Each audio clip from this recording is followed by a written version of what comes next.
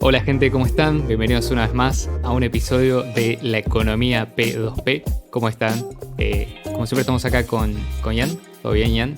Todo bien, todo bien. ¿Usted qué cuenta, señor? Todo tranquilo, por suerte. Bueno, metámosle ya con el tema porque no hay mucho de qué Sí. hablar. Seguramente más de algunos se habrá preguntado por el título a qué nos estamos refiriendo. Y bueno, creo que para el final del episodio va a ser claro a qué nos estamos refiriendo y qué rol tiene que ver, qué rol y digamos qué tipo de vinculación tiene esto con lo que solemos hablar tradicionalmente en el podcast. Pero bueno, obviamente no queríamos dejar de tocar el tema porque nos pareció algo interesante, algo que se puede vincular con un montón de cosas que hemos hablado últimamente y que bueno, van a estar apareciendo a medida que vayamos tocando el tema. Así que el día de hoy, el tema del cual vamos a estar hablando es la supuesta democratización de todo, que es como una tendencia que se suele ver en ciertos proyectos del espacio cripto, la relación que esto va a tener con Bitcoin Cash y cuál tiene hoy en día con Bitcoin Cash y qué rol debería cumplir en una economía pensada desde el efectivo electrónico de persona a persona como base monetaria, ¿no? Que es un poco a lo que nosotros apuntamos y no solamente, digamos, tener una base que sea eh, que tenga las características propias del efectivo electrónico diseñado por Satoshi Nakamoto, sino que además incluya ciertas condiciones que garanticen algunas cuestiones que a nosotros no nos parecen importantes, sino que son necesarias para poder conseguir un cierto nivel de prosperidad, cierto nivel de desarrollo y cierta mejoría económica, ¿no? Y esto, más allá de lo que nos guste o no, son cosas que se tienen que dar, porque cualquier otro planteo desde cualquier otra posición o lleva bien a algo que falla, eventualmente se choca con una pared, o peor, termina afectando negativamente la vida de cientos o miles o decenas de miles o millones de personas, como ha pasado muchas veces en experimentos trágicos a lo largo de la historia de la humanidad. Así que, bueno, sin darle más vueltas, gran parte del episodio de hoy va a estar basado en un libro que a mí particularmente me gustó mucho. Lo estoy terminando todavía, pero lo tengo acá para mostrar. Se llama Monarquía, Democracia y Orden Natural de Hans Hermann Hoppe. Obviamente esta copia la compré usando Bitcoin Cash en la página de Libros Libertarios, así que ahí les mando el chivo.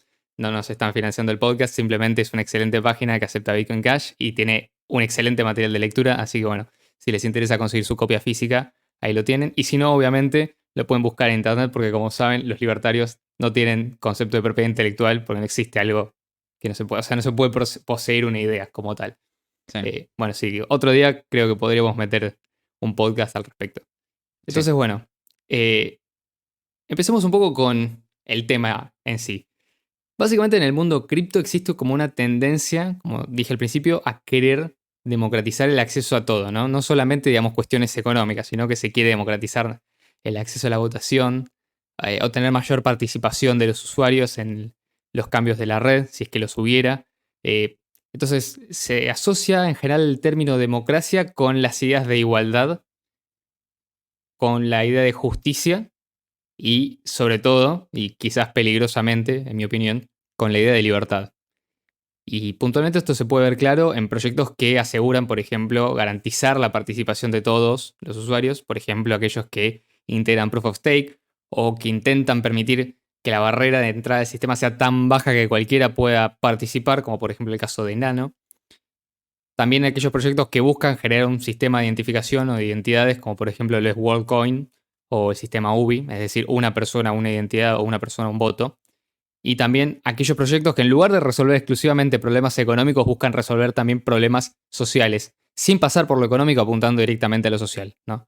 Esto también, sí, No, que sabes que esto es algo de democratizar que viene, es algo que viene exactamente del mundo fintech, ¿no? Esto de como los bancos tradicionales ya tenían su dominancia y los neobancos y todo este tipo de plataformas, tipo Mercado Pago, este tipo de cosas, empezaron con el tema de la inclusión financiera, la democratización de las finanzas, ¿no? Como método de querer como ganar un mercado o de crear ese mercado que quieren ganar.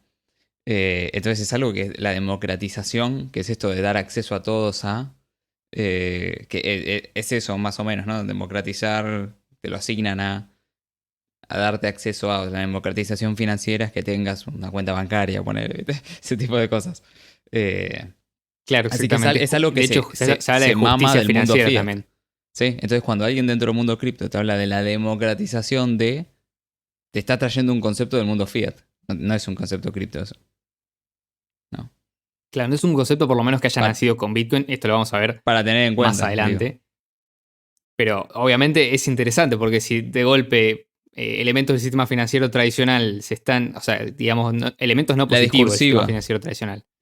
La Exactamente, discursiva es la como la misma. forma, la ¿Entendés? narrativa es exactamente la misma, entonces empieza a inmiscuirse, bueno, cuáles son, después cuando uno se pone a ver la naturaleza de esos proyectos, queda más que evidente cuál es el objetivo de fondo. Esto obviamente no me quiero ir adelantando porque lo tengo muy bien detallado este podcast, pero básicamente es esto que vos decían, o sea, hay una gran influencia, si quiere, de agentes que son externos al sistema cripto como tal, o por lo menos no lo piensan desde la perspectiva de esto es algo que viene a reemplazar el dinero fiat, sino que lo piensan desde la perspectiva No. de esto va a funcionar a la par del dinero fiat, en las cosas que no haga el dinero fiat, Sí, en vamos a las cosas que el integrarlo al Estado no se sistema. quiere ocupar.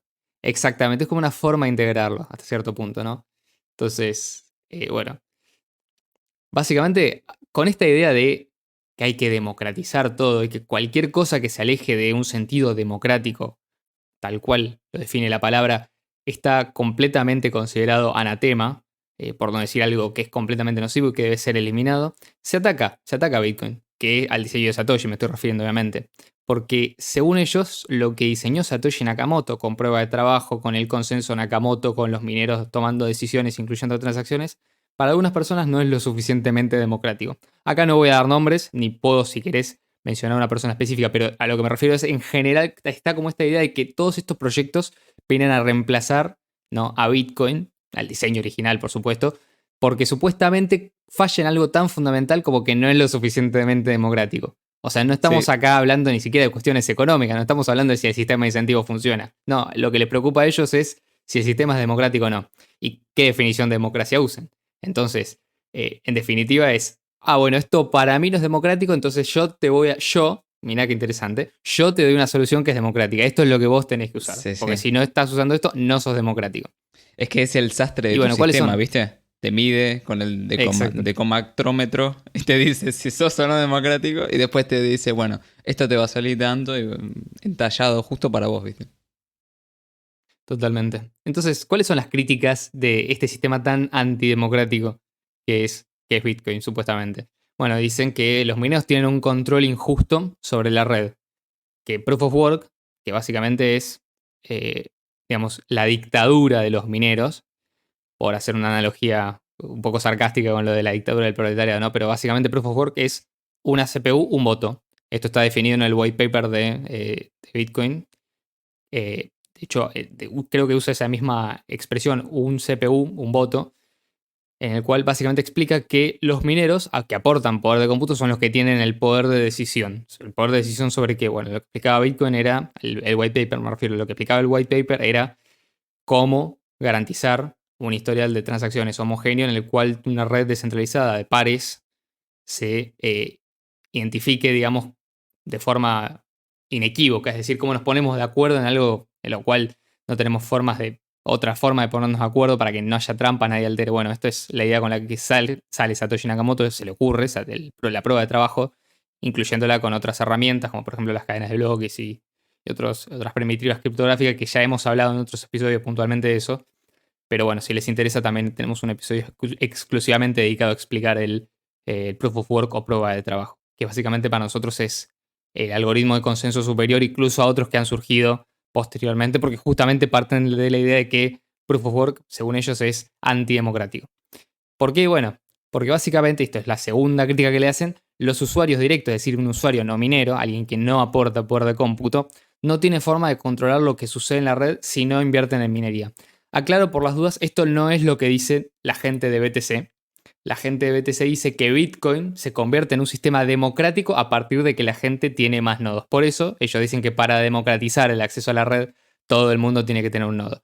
La gente que no está en Bitcoin, pero que rechaza los postulados me refiero a la gente que no está en BTC, pero que rechaza los postulados de Bitcoin, entiende que en realidad los mineros tienen ese control dado, digamos, por el protocolo a definir qué transacciones son válidas y qué no, y que los nodos accesorios o los nodos no mineros no forman parte del protocolo ni del mecanismo de consenso, por lo tanto no tienen una forma de controlar efectivamente lo que sucede en la red.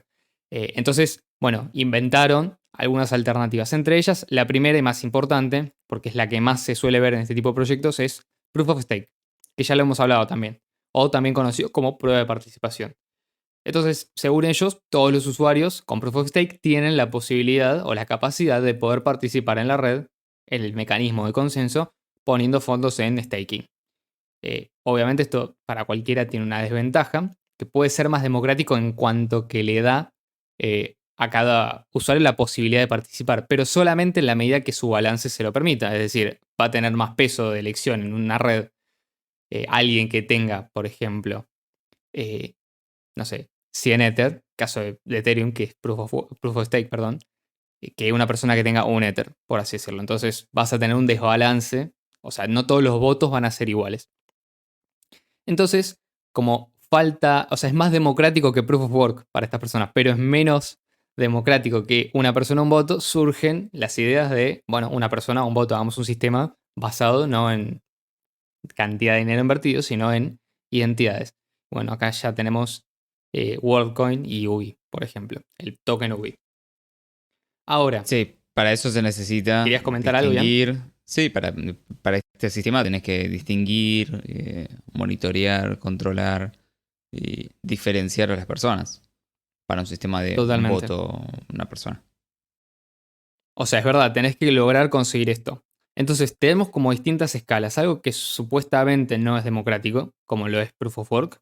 Algo que es un poquito más democrático, como Proof of Stake, pero que no es justo porque le da a distintas personas distinto poder de voto según básicamente el capital invertido en esa red.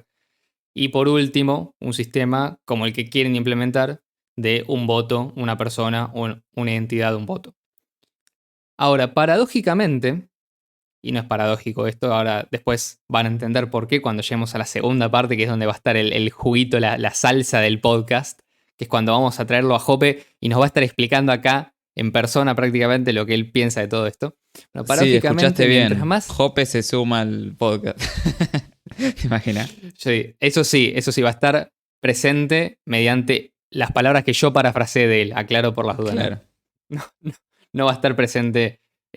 Estaba acá, pero fue removido físicamente y no pudo Sí. presentarse al podcast. Se tuvo que ir, justo se tuvo que ir. Es más, justo terminamos de hacer las notas del podcast con él. Una lástima. Sí. Eso sí, les manda saludos y les pide que por favor se suscriban al podcast. Y le den like y Bueno, comenten. Sí. paradójicamente, dice, esto insisto, no es paradójico, mientras más se quiere democratizar un sistema, más se tiende a centralizarlo. Interesante. O sea, de nuevo, mientras más democrático se quiere hacer un sistema, más centralizado termina siendo, en términos de lo que conoceríamos como centralización en el mundo cripto. Entonces, por ejemplo, casi todas las monedas basadas en Proof of Stake, incluyendo Ethereum, aunque al principio técnicamente no era Proof of Stake, pero ahora lo es, y todas las redes nuevas basadas en Proof of Stake tienen un preminado, suelen tener una institución que controla el protocolo, o por lo menos gran parte del desarrollo, y también esas mismas instituciones también tienen grandes reservas de las monedas. Y con esto podríamos nombrar una enorme cantidad de proyectos, entre los cuales se encontrarían, por ejemplo, bueno, actualmente Ethereum, Avalanche, Solana y un montón también. Tenemos un episodio de esto, se llama La criptoeconomía dirigida. Debe ser, si no es nuestro segundo o tercer podcast, pegan el palo. Episodio entre los primeros 3, 4 está, seguro. ¿Más escuchado decís? No, de los primeros que sacamos. Es de los primeros podcasts. Ah, bueno. Sí, es verdad. Bueno, es un buen momento este para después de escuchar este podcast ir a revisar los podcasts viejos donde también Sí. tocamos estos temas. Pero es verdad, tiene mucho que ver esto, porque a medida que se quiere hacer un sistema más perfecto, se termina, incluso inadvertidamente, aunque no suele ser tan así, controlándolo más. O sea, Sí, hay termina un una institución, dirigismo una persona, total. teniendo una mayor... Mm. Exactamente, Que no se tendés a salga de los parámetros, viste, de, Exacto. de ¿Por democratización. qué? Porque tendés a la planificación central, indefectiblemente. Y de hecho, como una muestra de esto, por ejemplo, de que a medida que se quiere democratizar más, se vuelve más centralizado, los sistemas de identidad como WorldCoin, por ejemplo, requieren y necesitan del funcionamiento y la confianza en una única institución que puede fallar. O sea, tenés un solo punto de ataque, con lo cual tenés un sistema que es, por definición, completamente centralizado. No importa cuántas redes alternativas tenga, cuánta tecnología le metan, cuántas garantías Cuánta criptográficas del blockchain. hash y del iris, cuánta blockchain digan en la página principal del proyecto. Independientemente de eso, vos tenés una única eh, institución con un único punto de ataque, con lo cual eventualmente terminás teniendo un sistema que por definición es completamente centralizado. Entonces, che, capaz que hay algo, ¿no? Con esto de la democracia. ¿Y por qué no empezamos a hablar un poco de la democracia? Acá es cuando se nos aparece Jope y nos va a explicar un poquito acerca de la teoría de la democracia. No voy a hacer lo que hicieron los profesores de ustedes en la secundaria y empezar a hablar de Atenas, Toma nota. empezar a hablar de la democracia griega.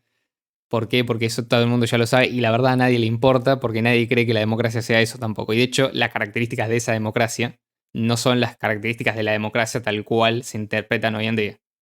Pero aparte, no es divertido porque cuando te lo dicen en la secundaria o en la primaria, cuando sea. Es lo que te comentaba el otro día.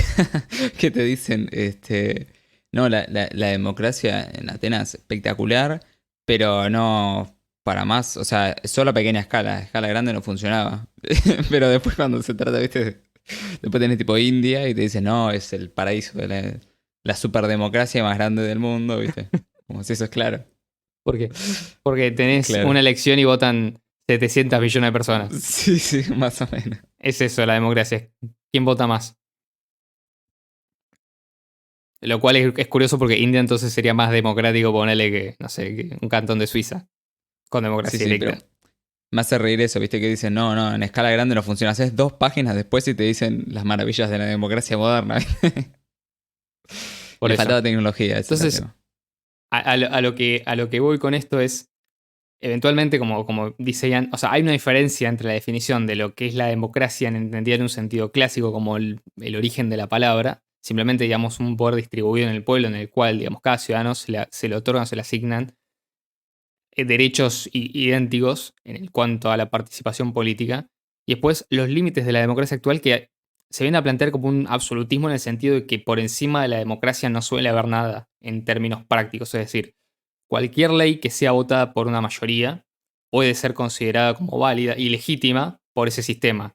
No importa si contradice principios de derecho natural, no importa si contradice derechos preexistentes, no importa si la gente considera que hay una minoría que está siendo saqueada por una mayoría. Eso, digamos, no importa en términos de democracia actual.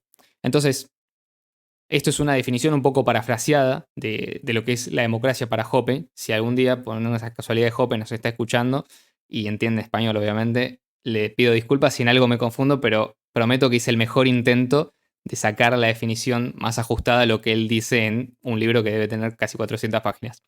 Entonces, básicamente, según Hoppe, la democracia se define como la existencia de propiedad pública en el territorio de un Estado, entendido como una agencia del Estado, ¿no? Entendido como una agencia con el monopolio exclusivo del uso de la violencia y la extracción de recursos del sector privado. Le hace impuestos, le hace expropiación, con mecanismo de acceso público a la gerencia de esta institución.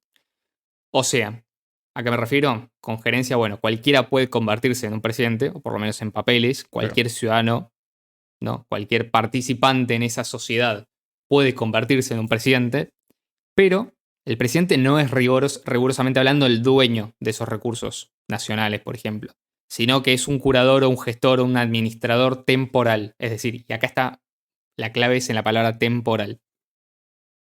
Ahora, por contraste, si lo comparamos con el gobierno de gerencia privada, como pueden ser, por ejemplo, las monarquías tradicionales, la aristocracia y algunas repúblicas elitistas, algunas, no todas, no tiene un concepto tan abierto de propiedad pública. O sea, prácticamente que no existe este concepto de propiedad pública. Y de hecho, la diferencia entre propiedad pública y la propiedad privada es que siempre la propiedad pública, cuando haya un conflicto de intereses entre propiedad pública y propiedad privada, siempre te dicen la propiedad pública prevalece por encima de la propiedad privada. Entonces, estas formas de, digamos, gerencia privada y gestión privada del gobierno no tienen un concepto de propiedad pública, sino que tienen directamente propiedad privada.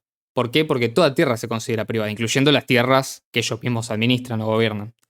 Entonces puede ser que esas tierras estén en manos de personas particulares o más comúnmente en forma de, bueno, monarcas, la familia real, la nobleza, la aristocracia, etcétera, etcétera. Entonces, acá tenemos una diferencia clave, porque por un lado tenemos que cuando elegimos a un presidente, o cuando se elige a un presidente, mejor dicho, no tenemos que ese presidente se convierta en el dueño temporal de la República Argentina, por ejemplo, de la república que sea, sino que es un administrador de algo que es público, es común a todos. En cambio, cuando un rey tradicionalmente, no imaginémonos, asume, porque ya sea, bueno, fue derrocado el rey anterior o más naturalmente, lo que ocurre es que hereda ese cargo, ese poder, bueno, recibe también como herencia todos los reinos. Literalmente, los tratados de las monarquías en la Edad Media eran, bueno, esta parte del reino es mío y esta parte del reino es tuyo. No existía esto, bueno, el reino es de todos los habitantes del reino, sino que se consideraba propiedad privada. Y eso, en términos económicos, tiene consecuencias. En términos de planificación, tiene consecuencias. ¿Por qué? Bueno, porque vos, por ejemplo, puedes tener que un rey, monarca, puede endeudarse, puede cobrar impuestos y puede hacer guerra. Técnicamente puede hacerlo. Pero el costo político de hacerlo es mucho más caro y mucho mayor que en una democracia. Además, tradicionalmente estos tipos no tenían acceso a herramientas de extracción de recursos modernas como pueden ser el Banco Central y la Reserva Fraccionaria, sino que fueron inventos muy posteriores y de hecho que vienen exclusivamente dentro de repúblicas que son ya democráticas. Entonces, si vos tenés que los monarcas, por ejemplo, al basar su reclamo de soberanía también en principio de propiedad privada, ellos tampoco tienen la libertad de atacar tan libremente o tan gratuitamente la propiedad privada de otros porque negándole el derecho de propiedad a otro, o sea, rechazando la propiedad privada de otros, implícitamente lo que están haciendo es socavar el propio fundamento de su soberanía personal sobre los terrenos que ellos consideraban privados. En el caso del Estado, esta dicotomía no existe porque el Estado considera toda la tierra como pública, da derechos de explotación privada, si se quiere, o garantiza dentro de un marco de propiedad pública derechos de propiedad semiprivada, pero siempre que haya un conflicto de intereses, la propiedad pública va a estar por encima de la propiedad privada. Acá, Ian, ¿querés comentar algo? Corregirme si dije algo que Sí, no. y además es lo clásico que comenta siempre Bastos, eh, que también le mandamos saludos, está escuchando en algún momento. Ese es más Él sí probable que habla nos esté español. escuchando, porque Ese es más él probable, sí habla sí. español. Que es esto del tema de la legitimidad, ¿no? Que el hecho de que la democracia como es todos y para todos y por todos es curiosamente más legítima, o por lo menos la gente lo considera más legítimo, lo cual hace que los límites sean mucho más difusos. Si es por el bien común de todos, por todos y para todos, te encerramos en tu casa, ¿no? Porque no se trata solamente de vos, se trata de todos, ¿no? Es el agregado lo que importa. Como si fuésemos un solo ente, ¿viste? Eh, por el otro lado, y bueno, esto también, si suben los impuestos, nos los estamos cobrando nosotros mismos, ¿no? Estamos como... eh, estamos esforzándonos todos un poco más para lograr algo en común. Y en la monarquía no es así. Si el monarca te sube los impuestos, vos lo ves, él es el que me lo subió. Podés asignar culpas. En este caso, ¿a quién le vas a asignar? ¿A vos mismo? ¿A todos? No tiene sentido. Lo que se hace es buscar un chivo expiatorio, ¿no? Un falso culpable en vez del real culpable. Exactamente. Y de hecho, en el caso puntual de los monarcas, esto se ve claro porque al ser ellos los que extraen la riqueza de un territorio y al no estar exentos de tener que cumplir, si se quiere, las leyes económicas que eventualmente fueron descubiertas y explicadas por los pensadores de la Escuela Austríaca de Economía, del cual Hoppe es parte, lo que sucede o lo que termina sucediendo es que ellos mismos empiezan a pensar a largo plazo, porque ellos saben que los gobernantes de ese territorio o los dueños de ese territorio van a ser ellos mismos de acá a 20 años o sus descendientes. Entonces, la tendencia es a pensar a largo plazo. O sea, la tendencia cultural es a pensar a largo plazo, es a robar, pero a no robar demasiado. Por eso, y esto creo que también es algo que comenta Hoppe, que recién lo trae a esa colación, Ian, que decía que nunca un rey en Europa cobró más del 10% de impuestos. Sí, lo decía Bastos. Porque eso No, hubiera sido con. Lo decía Bastos. Bueno, sí, Bastos, sí, sí. después a chequear eso, pero creo que es cierto. Es decir, en general se nota como a medida que más democracia tenés, más impuestos tenés. Ahora tenés Es más legítimo, sí. lugares, es más legítimo, exactamente. Justamente esa sensación de legitimidad es la que hace que el reino pueda excederse en el uso de ese poder. Entonces se autolimita. Parece curioso, ¿no? Porque justamente aparece la democracia como una forma de limitar los poderes de una autoridad absoluta y termina siendo lo más absolutista que hay porque no tiene límites. Es decir, no tiene que responderle absolutamente a nadie. Todo lo que pasa por una comisión Es bicameral legítimo. de 300 personas es absolutamente legítimo para 40 millones. O sea, Sin importar. esa es la idea de democracia, ¿no? Actual.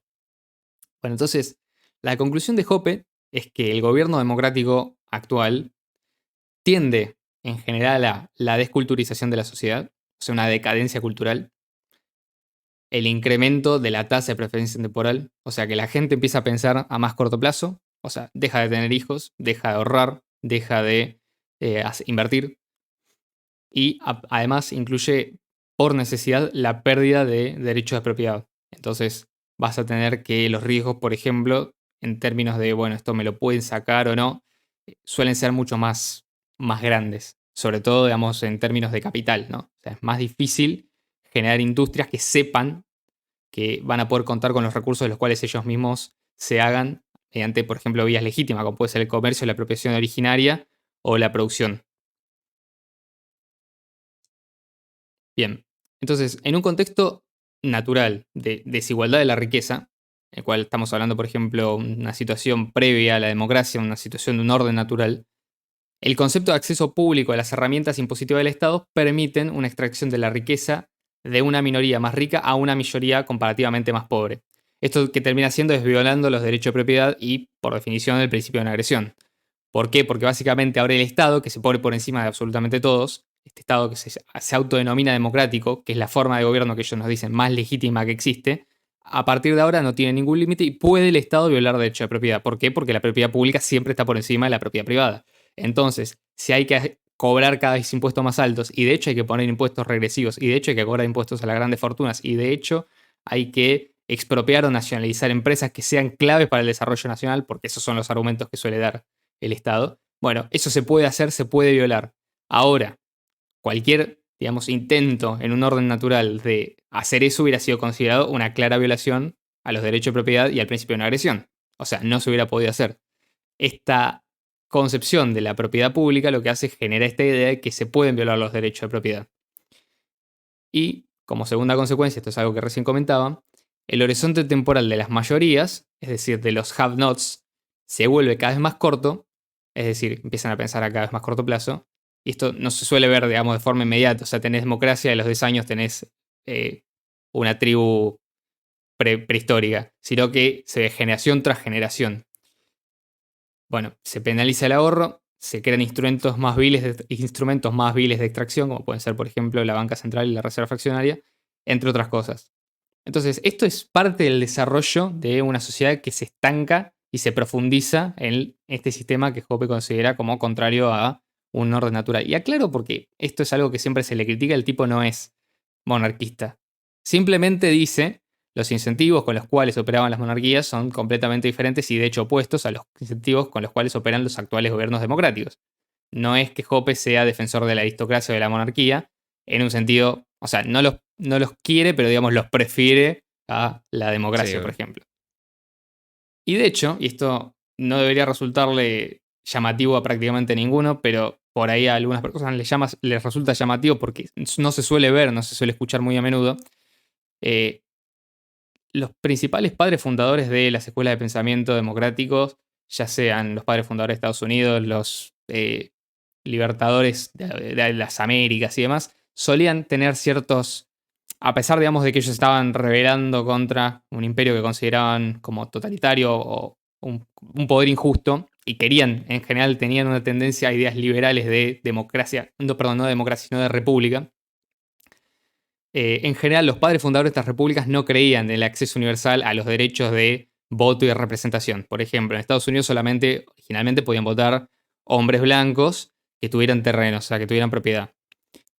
No estoy diciendo que esto esté bien o está mal, simplemente estoy diciendo cómo era y que ellos lo consideraban necesario porque, básicamente, si vos no tenías tierras, eh, bueno, si te daban el derecho al voto, vos lo podías utilizar para por la fuerza usar eso para extraerles esas tierras al que las tenías, básicamente. Eh, bueno, entonces todo esto que se da suele ser un aprovechamiento posterior de los curadores o los gestores de estas naciones en beneficios políticos que se les recompensan a ellos a corto plazo. O sea, ellos son, en definitiva, los mayores beneficiarios de este sistema democrático. Porque a medida que ellos permiten la expoliación de los recursos de un sector mayoritario a una minoritario, que son los que tienen los recursos, que generan la riqueza de la sociedad o la mayor parte de la riqueza de la sociedad, en ese traspaso de manos, ellos se pueden quedar con una diferencia. Entonces, acá viene como la paradoja, si se quiere. Vos ahora tenés gobiernos que son democráticos, que son mucho más igualitarios, supuestamente moralmente superiores y más justos, pero que son, o sea, o derivan en países más pobres, con menos desarrollo, menos industria, menos riqueza, que la que hubieran tenido si hubieran dejado el orden natural fluir, y que resulta en, bueno, es verdad, no tenés una élite que concentra la mayoría de las riquezas, ahora es el Estado el que tiene el último control sobre las riquezas porque es el que puede determinar y definir a quién le pertenece cada cosa, pero la sociedad es más pobre que si hubiera sido un orden natural. Y en el medio, el político se queda con una buena parte. ¿Por qué? Porque no tiene que pensar a largo plazo, porque lo único que piensa el político es en los 4 años en los que es presidente o en los 8 como mucho. No suele ser más que eso. Suele cambiar un poco cuando tenés gobiernos más largos, pero eso no suele ser lo usual. Es decir, pensar en el largo plazo al político no le resulta rentable, o sea, no es consistente. Al no tener que, al no ser el dueño, pero sí tener acceso a las riquezas temporales de una nación, a las reservas, a los recursos, etcétera, etcétera, el negocio ¿cuál es? Bueno, trato de expoliar lo que más puedo ahora, sacar lo que más puedo, porque total yo no lo voy a tener que pagar. Tomo deuda, total yo no la voy a tener que pagar. Y así sucesivamente. Hago la guerra, total yo no voy a tener que pagar las consecuencias. No voy a ir preso por tomar estas decisiones. Nadie me va a coartar mi libertad por haber, digamos, hecho una guerra completamente injusta. Bueno, seguimos, Ian. Avanti, avanti. Volvemos al mundo cripto. Perfecto. Sí, sí, sí. Entonces, esta fue Acá básicamente. cuando Mi recomendación es lean el libro si les interesa, o hay muy buenos resúmenes también en línea. Eh, pero básicamente esto es como un poco la idea de Hoppe. Y yo lo quería entender a través de esta óptica. Entonces, ¿por qué están tan interesados los líderes de algunos proyectos cripto en promover esta idea de la democratización? Bueno, yo creo que la respuesta está en el final, porque ellos se convierten en esa nueva élite política interna en la cual pueden y hacen uso de esos poderes que les otorgan democráticamente el resto para poder extraer propiedad o recursos de los demás. Por ejemplo, Blockstream y la narrativa de los nodos. Esta idea de que, bueno, vamos a ser más democráticos si todo el mundo tiene un nodo, mientras tanto usamos eso como excusa para que Bitcoin no escale. Y la idea original de Blockstream, ¿cuál era? Bueno, vender servicios de segunda capa. El caso más común es el servicio Liquid, que es una red exclusivamente controlada por Blockstream, que es lo que ellos recomiendan cuando no funciona Lightning Network. Bueno, usa Liquid, que es una capa secundaria para mover Bitcoin. Y las tarifas van para Blockstream, no para ellos. Bueno, en el caso de Ethereum, el paso a Proof of Stake.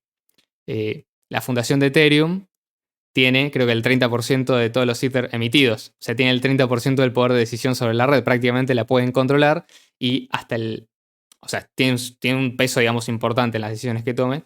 Y por definición, los proyectos que son Proof of Stake tienden a incrustar cada vez más y más y más en una elite que se enriquece más rápido que el resto a aquellos que aportan más riqueza. Entonces, por ejemplo, la fundación de Ethereum hoy tiene el 30% y va a tener por lo menos una garantía de que acá el futuro del 30% de los Ether emitidos van a ir directamente para ellos. Recordemos también que en el caso de Ethereum no hay un límite máximo a la emisión, es decir, tiene inflación arbitraria. Y eventualmente, ¿por qué no acelerar la inflación? Es decir, si consideramos que hay poco consumo, porque se nos ocurre, ¿por qué no aceleramos la inflación?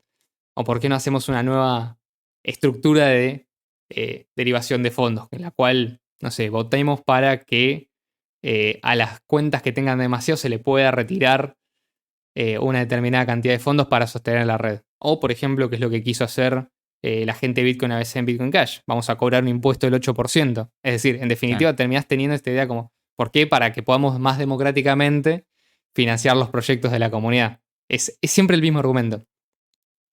Bueno, otro ejemplo es BSB y el reclamo de Craig Wright a las monedas de Satoshi.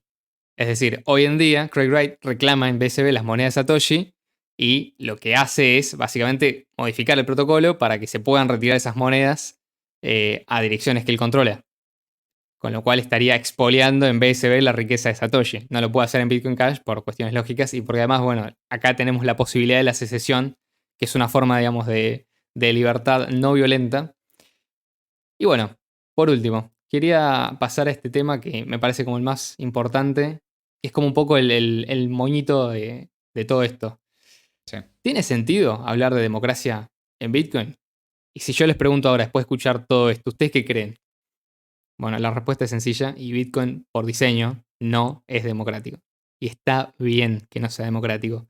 No digo que la democracia no funcione nunca, tampoco hay que confundir democracia con votar, son dos cosas completamente diferentes. O sea, puedes tener votos y no tener democracia necesariamente, porque bueno, en el caso, no sé, una empresa que cotice en bolsa, vos tenés generalmente juntas de accionistas que son los que votan y después todos los empleados que son los que laburan, que acuerdan laburar de forma pacífica y en un acuerdo voluntario con las personas que los contratan. A diferencia, obviamente, de lo que creen los marxistas con la teoría de la explotación.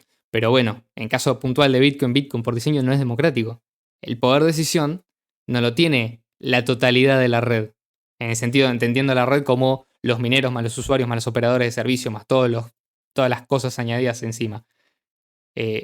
Requiere y necesita de derechos de propiedad que sean inalterables e inmutables. Que estén perfectamente alineados mediante incentivos que necesiten ser respetados para que todo el mundo le convenga usar un sistema así.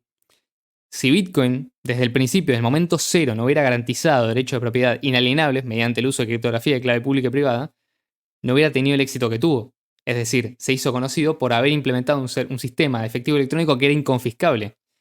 Esto es completamente contrario a la idea de propiedad pública por encima de propiedad privada. No puede confiscarse en ningún caso en el sistema Bitcoin original, el diseño original de Satoshi, los Bitcoins de una persona. ¿Esto qué sería básicamente? Tratar de hacer una transacción inválida. O sea, es imposible quitarle a un individuo las monedas que son legítimamente suyas dentro de este sistema. Por ejemplo, ¿qué lo previene? Bueno, una transacción que intente usar las monedas de alguien más requiere una firma criptográfica válida y es probabilísticamente imposible falsificar estas firmas. Y esto tendríamos que hacer por ahí un episodio dedicado específicamente a firmas digitales. Sí. Pero bueno, básicamente es imposible. O sea, tenés que saber, necesitas conocer la clave privada del otro, lo cual es imposible si no tenés acceso directo. O sea, tenés formas, digamos, de extracción involuntaria que serían, no sé, golpearlo con un martillo hasta que el tipo te las diga, pero en sí, digamos, a forma remota, como hacen hoy en día, donde aprietan un botón y te desactivan la cuenta bancaria, esto no se puede hacer. No. A lo que están acostumbrados. O sea, tendrían que ir puerta por puerta y ya la escala ahí no es la misma. Y la escala importa porque no es lo mismo tener una moneda que pueda ser controlada por una sola entidad a nivel global que una moneda que no es controlada por nadie a nivel global y que para robar tengas que apuntar específicamente a un individuo. O sea, la escala de tu acción va a ser mucho menor y vas a hacer mucho menos daño a la sociedad que en otros casos. Entonces, es extremadamente fácil también detectar transacciones inválidas. Y de hecho, los mineros que intenten introducir transacciones inválidas en un bloque son penalizados, no hacen un juicio, no se ponen a debatir, bueno, a ver, te vamos a citar dentro de un mes, hacemos una comisión y vemos qué pasó.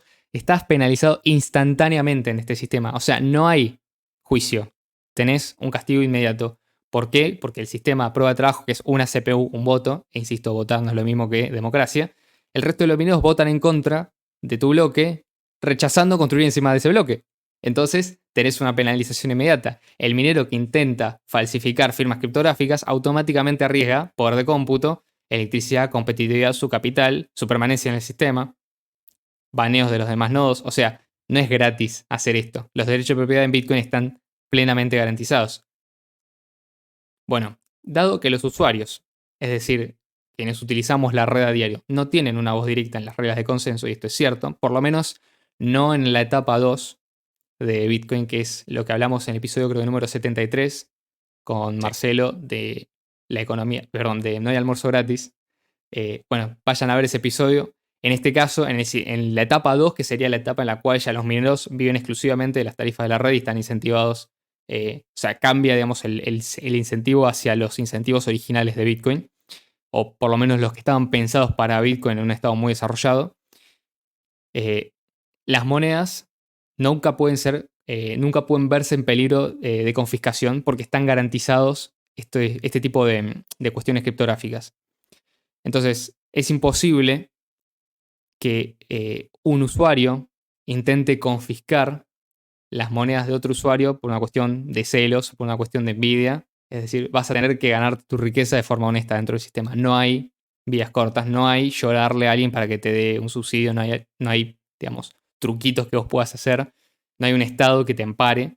Esto no necesariamente es algo malo. O sea, instituciones de caridad siempre va a haber. A lo que me refiero, no vas a tener la violencia de por medio. Sí, Y por total. último, esto es algo con lo que quiero que nos quedemos. Bitcoin, es cierto que es una red que te la definen como públicamente accesible, que cualquiera puede ver la historia de transacciones y demás. Técnicamente sí, pero en rigor, si nosotros entendemos desde la perspectiva de la Escuela Austríaca de Economía, en rigor, Bitcoin es 100%, no hay, digamos, otro porcentaje posible, o es 100 o es 0, 100% propiedad privada. Es un sistema de moneda privada. Es una forma, digamos, de moneda en la cual no hay otro incentivo más que el beneficio de los mineros. Por eso existe Bitcoin en definitiva, por eso existe Bitcoin Cash. Pero Bitcoin es un sistema de moneda privado.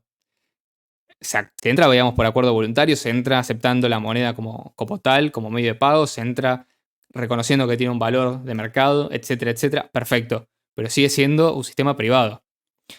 ¿Por qué? Porque en definitiva todos los medios de producción de Bitcoin, todos los capitales, todas las riquezas están en manos privadas. Ahora que haya, digamos, una confusión en la cuestión, digamos, de protocolo, porque es públicamente accesible, entonces todo el mundo puede ver y cualquiera potencialmente puede participar, sí es cierto, pero necesariamente dentro de unas reglas que ya están preestablecidas, con derechos de propiedad que están perfectamente garantizados, sin la presencia de un Estado, sin un ente central que lo controle. Entonces, esto necesariamente cae en la categoría de propiedad privada. O sea, Bitcoin, Sí. tus Bitcoins son tu propiedad privada. Nadie te los puede sacar. Dentro de ese sistema estás blindado, prácticamente blindado. El verdadero Obviamente, si blindaje. tenés algo, exactamente.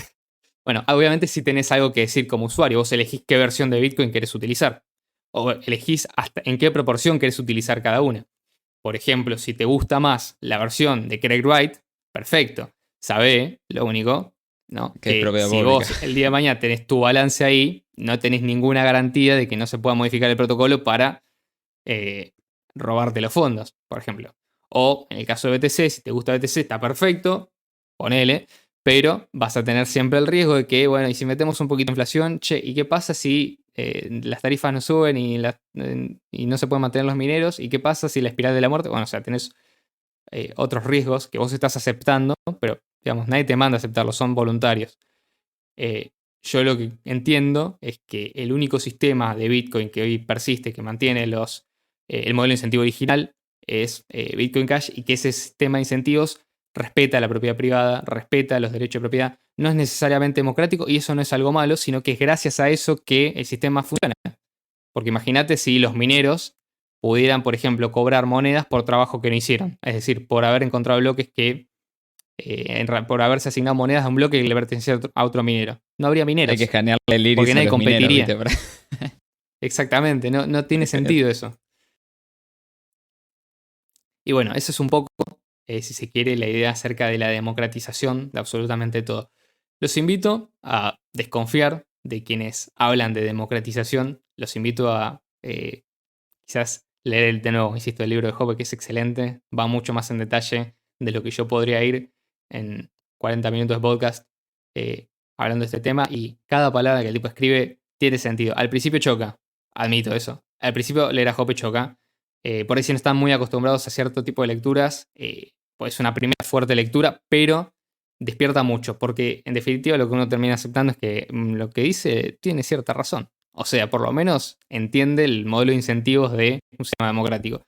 Y eso es lo que no queremos replicar en Bitcoin. Nosotros no necesitamos un sistema democrático, sino que necesitamos derechos de propiedad perfectamente garantizados y necesitamos tener un sistema que esté libre de interferencias del Estado. Porque justamente eso es lo que nos llevó a la ruina y es lo que llevó, si se quiere, a que se tenga que inventar Bitcoin para salir un poco de eso.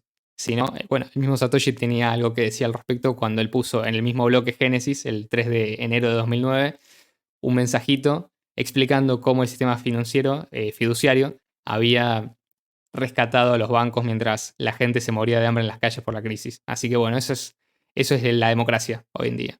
Rescatar a Sí, los sí. bancos y usar el sistema fiat. Democratizar el Así acceso que, a... bueno, democratizar el acceso a los bancos. Sí. Bueno, Ian, ¿querías Bueno, hacer algún espectacular. comentario final? No, nada en particular. Bueno, entonces, Estamos. gente, como siempre, los invitamos a que nos sigan. Ya escucharon a Jope. Si les gustó el episodio, por favor, nos tienen que seguir. Subimos contenido como este siempre. Y bueno, también nos pueden seguir en nuestras redes. Principalmente, bueno, estamos mucho en Twitter, también en Telegram. Sí. Y nos pueden mandar un mensajito por Telegram si quieren. Está todo en la descripción. También, obviamente, está nuestro link de O en el donaciones banner acá que se en mueve este video, abajo. o en el banner, exactamente. Y obviamente, bueno, nos pueden escuchar por su plataforma de podcast favorita, Anchor, Spotify, Google Podcast. También estamos en Odyssey. Y en Memo.cash, eso es muy importante, una red descentralizada construida sobre Bitcoin Cash, de forma efectiva electrónico de persona a persona. Sí. Tus memos son tu propiedad privada. También. Tus memos son tu propiedad privada, exactamente. Sí. Así que bueno, chicos, nos vemos el viernes que viene. Chau. Chau, chau.